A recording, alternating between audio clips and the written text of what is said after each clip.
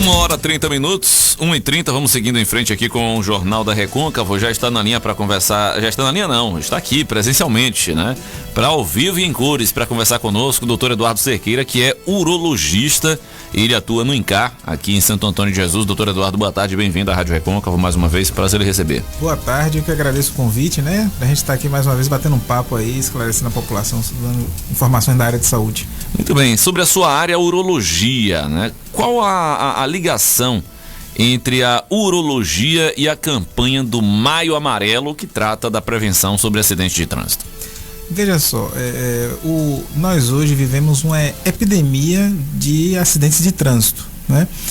O Sistema Único de Saúde, os hospitais que fazem atendimento de trauma e os hospitais que têm politrauma, como lá no INCAR, que eu já tenho um PA ortopédico, né? Recebem inúmeros pacientes vítimas de trauma de acidente de trânsito. E a urologia, ela está envolvida nisso aí porque o paciente de trauma, ele é um paciente altamente complexo. Então imagine uma pessoa que está numa moto e ele colide contra um carro e é arremessado. Ele bate a cabeça, ele tem um traumatismo craniano, o neurocirurgião vai ter que ver esse paciente. Ele bate o tórax na calçada, ele tem uma fratura de tórax, um hemotórax, e pode precisar do auxílio de um cirurgião de tórax. Ele pode ter uma contusão do rim e fazer um grande hematoma renal, né, e necessitar do atendimento do urologista. Ele pode bater a bacia, ter uma fratura de bacia, e com a fratura de bacia tem uma lesão também na bexiga, ele vai precisar do urologista e do ortopedista. Então o paciente de trauma, ele é um paciente altamente complexo, porque ele se envolve em acidentes que tem uma cinética, uma quantidade de energia muito grande, e isso gera vários traumas no organismo, e isso acaba envolvendo as diversas áreas da medicina. Em suma, quando o senhor traz essa parte da energia cinética, né? Conta dos acidentes em alta velocidade. A gente trazia aqui o secretário de Trânsito Bittencourt nessa semana, falando também sobre essa pauta do Maio Amarelo, onde ele dizia que uma criança, um carro que bate a 60 km por hora e tem uma criança sem cinto na parte de trás, essa criança é arremessada, acho que, se não me engano, aproximadamente 1 tonelada de peso, né? Um adulto pode ter um impacto aí de até 2,5 toneladas de peso, caso ele esteja sem cinto e o impacto aconteça a 60 km por hora, sendo que nós sabemos que nas rodovias, nas BRs da vida, é raro a gente ver um veículo circulando ali a 60 km por hora, a não ser que tenha uma carga pesada na frente, né? Então, quando o senhor traz essa questão do uso da força cinética envolvida, o senhor trata disso, né? Quanto maior a velocidade, maior o impacto e maiores podem ser os traumas no corpo de uma pessoa. Exato, assim, as pessoas podem ver facilmente. Você tem aqueles vídeos que todo mundo já deve ter visto de crash test, que é aqueles testes que pega o carro, bate contra o muro, bate contra uma pilastra, bate contra outro carro e vê quais os danos que acontecem, né? No YouTube tem diversos vídeos desses. Esses testes, eles são feitos a uma velocidade de 64 km por hora. Então toda aquela destruição do carro acontece a uma velocidade de 64 km por hora. Porque ali ele imagina, esses institutos que fazem o teste, eles imaginam, bem, o motorista andando a 60, viu alguma situação de risco, freou e bateu. Então ele não vai bater a 100, ele vai bater a 60, 50, e aí vamos ver se o carro suporta essa pancada. Então, assim, e a gente vê... O carro e as pessoas, porque são colocados bonecos ali dentro, com alguns eletrodos. Exato, e filma para ver se o boneco vai bater no vidro, se não vai, se o cinto de segurança vai segurar, se o airbag vai segurar, se não vai.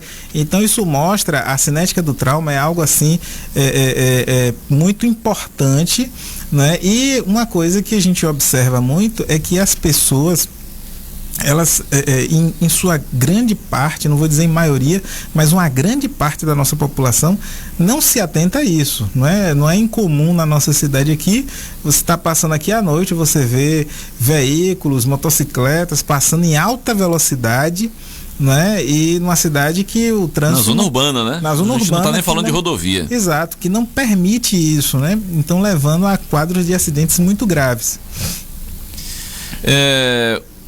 Quais seriam os traumas mais comuns, né, que o senhor, ou o maior número, né, que o senhor já costuma atender em casos assim emergenciais, em casos de trauma, e alguns inclusive resultantes de trânsito? Num acidente de trânsito, digamos que a pessoa esteja com o cinto de segurança, o cinto passa aqui pelo ombro, na parte do peito, e tem aquela outra parte que passa aqui na cintura, onde estão ali órgãos como a bexiga, próximo dos rins e tudo mais.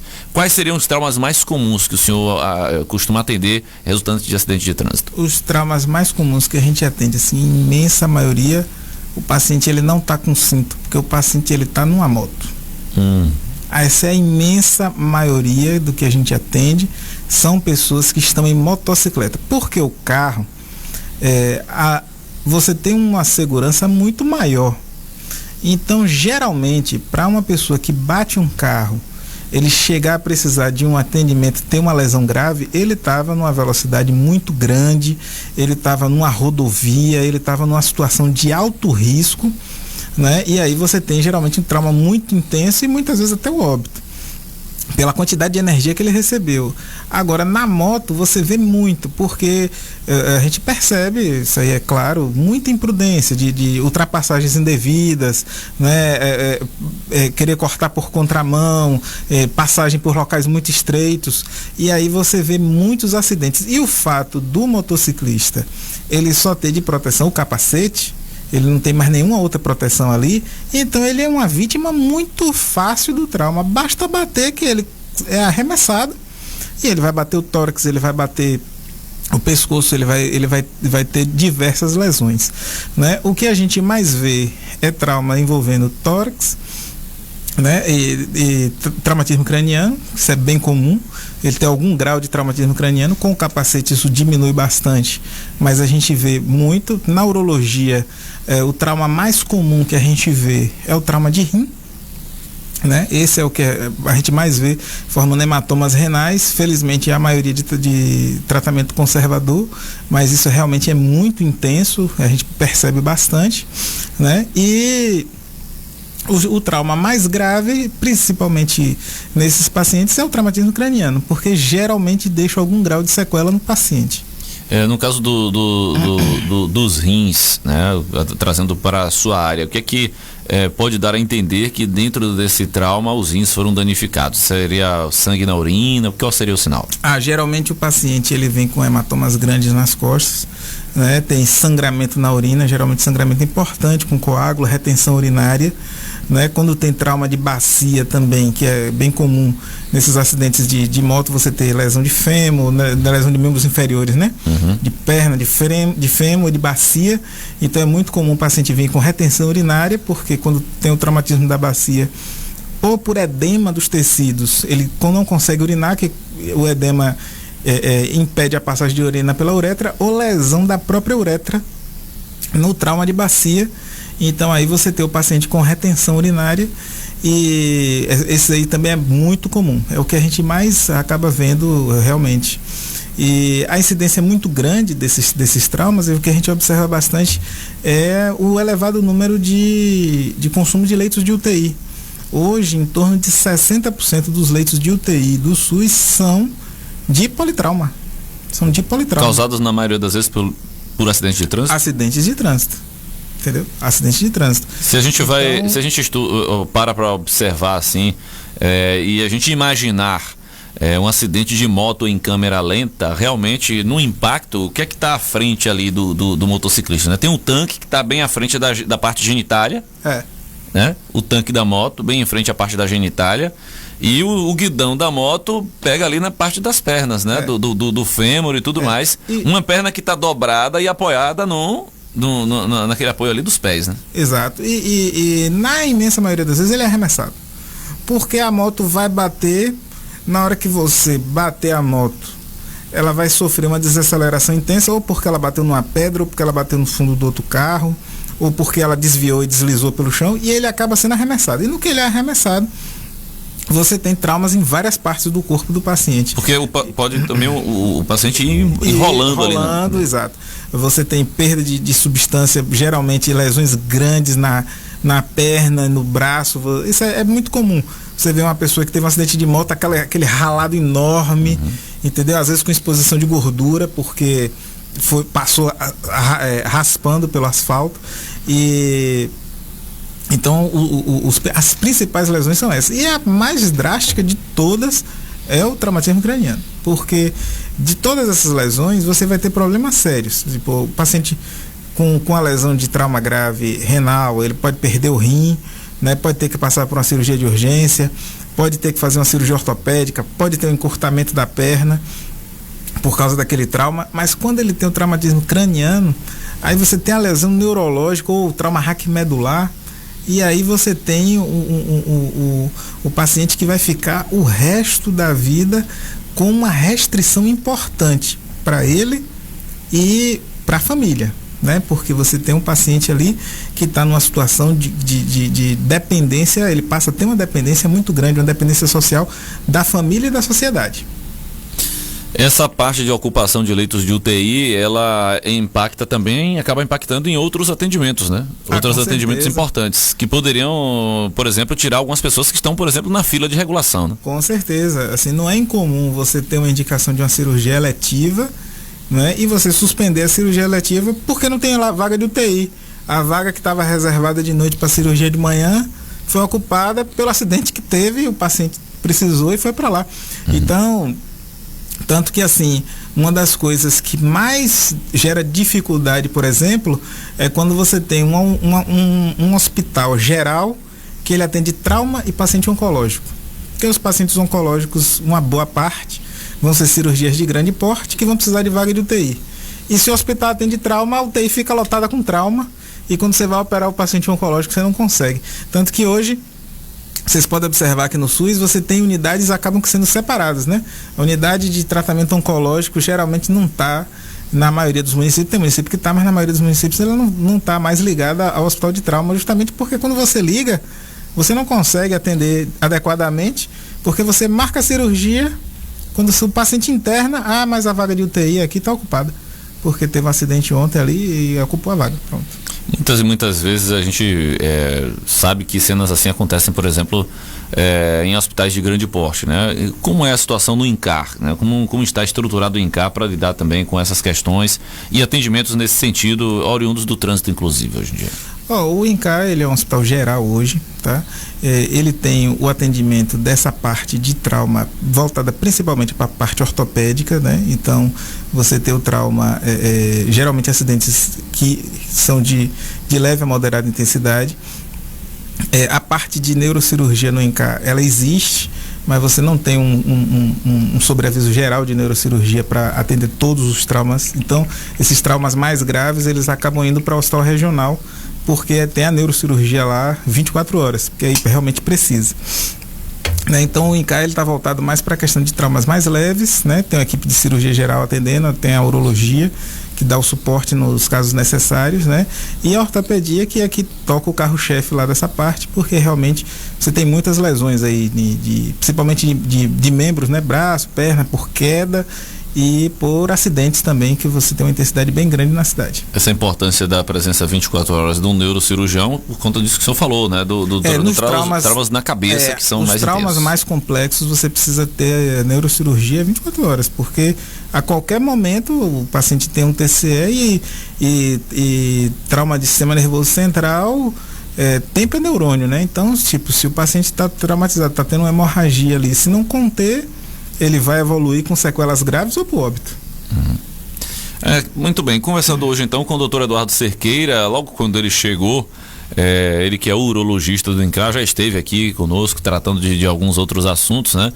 E a princípio, por isso que a primeira pergunta foi essa: qual a ligação da sua área com essa parte do Maio Amarelo, doutor? Né? O senhor não trabalha como agente de trânsito, não é policial rodoviário, mas é a medicina que atende aquilo que resulta dos acidentes de trânsito. Muitas vezes esses acidentes provocados por irresponsabilidade de pessoas, por ultrapassagens mal feitas, ultrapassagens feitas de maneira errada, pelo não uso de capacete, pelo não uso do cinto de segurança, pelo uso, enquanto as pessoas não usam o capacete ou equipamento de segurança, aí já usam o que não deve, como o celular, né, o que causa também muitos acidentes no trânsito. Então, toda essa situação, toda essa fala aqui do doutor Eduardo, para dizer, e eu não quero aterrorizar não, mas ao mesmo tempo é preciso puxar a orelha, dizer o que espera por você, caso você não tome os devidos cuidados no trânsito.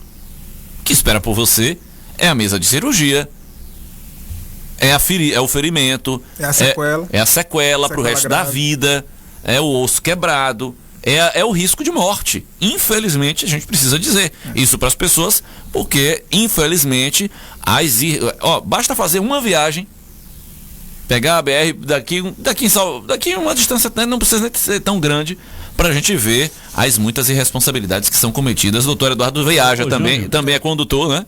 E também testemunha isso nas estradas, a gente né, vê muito isso aí. Muita coisa. E é uma coisa que, assim, cabe à população ter a responsabilidade, o bom senso, né? Porque todos nós temos conhecimento, todos nós sabemos o que é certo e o que é errado. Então cabe a nós termos o bom senso e cabe às autoridades também empregar a lei, né?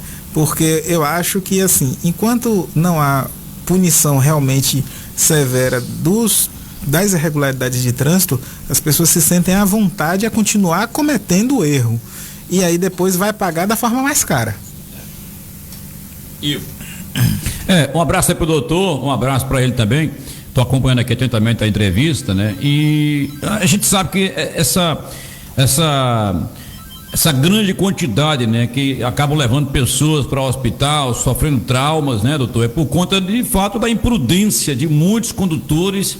E é o que a gente costuma ver todos os dias no trânsito, né? Às vezes, principalmente aquelas pessoas que andam de moto, tem pessoas que não têm paciência, né? Tem carros também que fazem ultrapassagens indevidas, não só nas BRs, mas aqui mesmo, dentro da cidade também, a gente costuma ver muita imprudência no trânsito. E o resultado disso aí é acidente, é trauma, é hospital, né, doutor? Boa tarde para o senhor.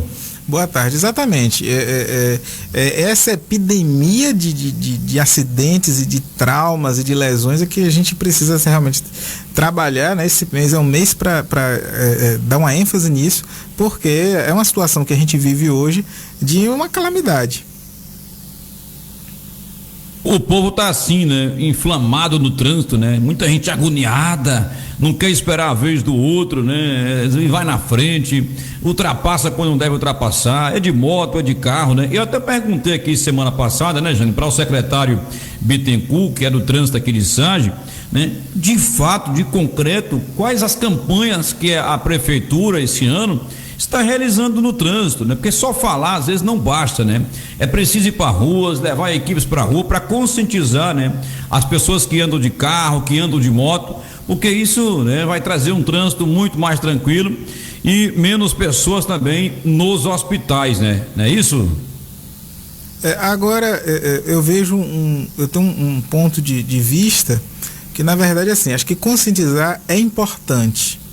Mas eu acho que a punição para as infrações é mais importante.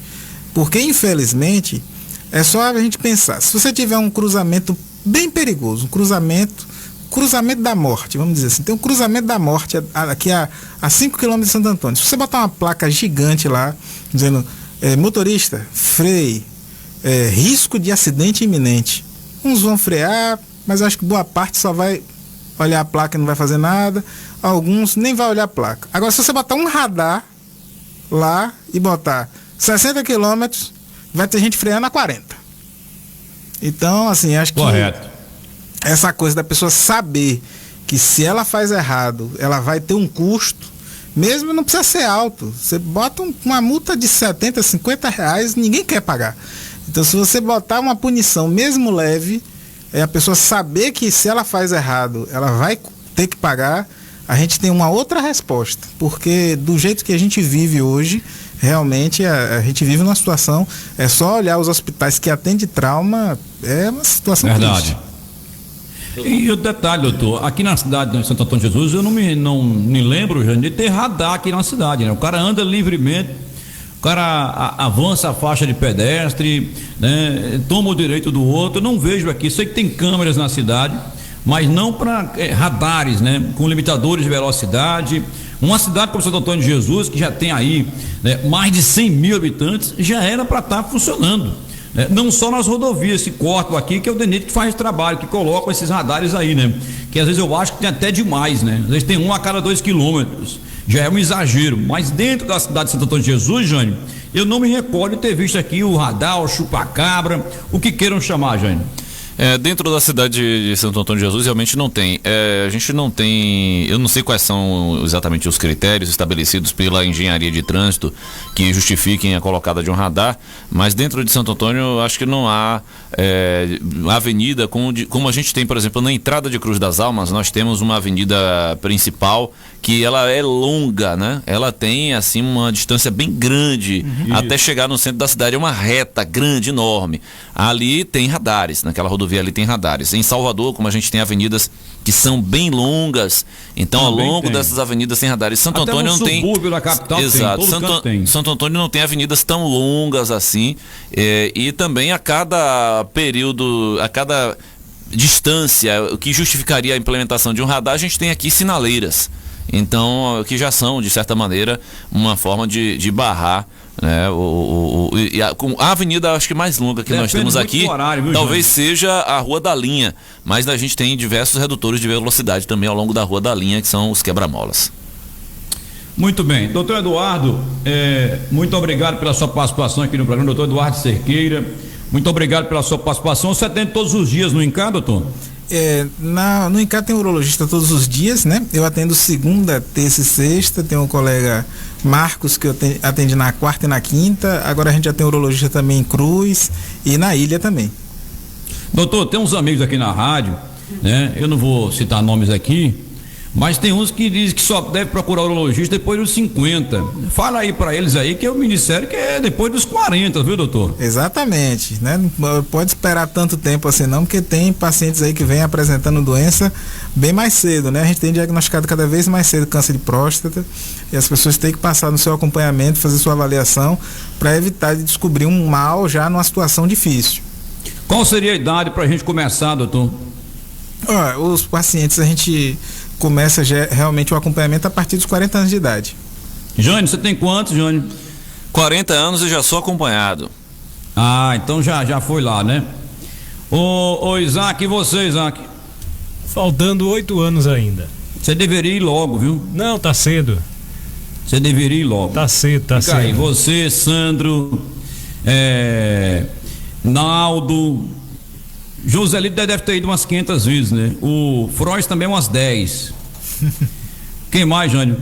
É isso, Juraci Santos, tem uma lista grande aqui, Edmilton Neiva, mas são pessoas que eu acredito que já se cuidam. Tá bom. Doutor, um abraço, hein, doutor? Um abraço. É um prazer aqui estar com vocês. Prazer todo nosso.